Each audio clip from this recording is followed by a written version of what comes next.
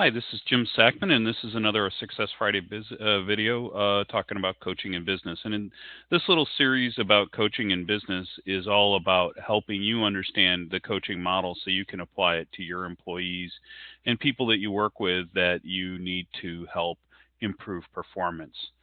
So let's get started this week. And last week we talked about vision, and we had already talked about present positions. So now we're going to talk about bridging the gap. And if you remember our model here, what we've got is we've got two places in where you are and where you want to be, and then you've got to navigate a path between the two, and that is the distance between the two is what's called the gap.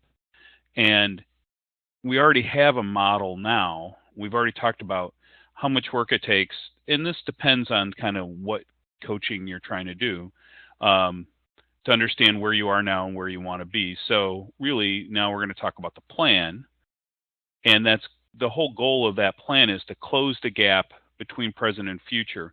And one of the things that happens in planning, and you have to be really careful with this in coaching, is to separate out other objectives.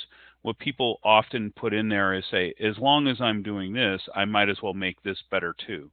And that's okay, but you need to make sure that it doesn't interfere with closing the gap. Because if that kind of conversation goes on and people are talking about adding other objectives, maybe the vision is wrong.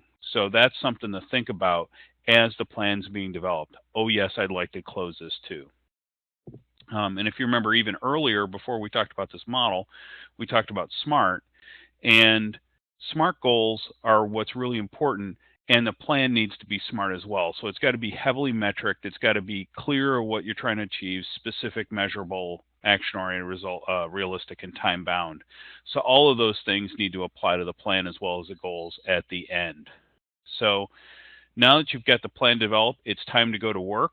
I've got one more in this series, and then we'll wrap this little series up, and we'll talk about other things. But this has all been about the plan and how to deal with it. And remember, if there's other objectives that creep in, you may have the wrong vision.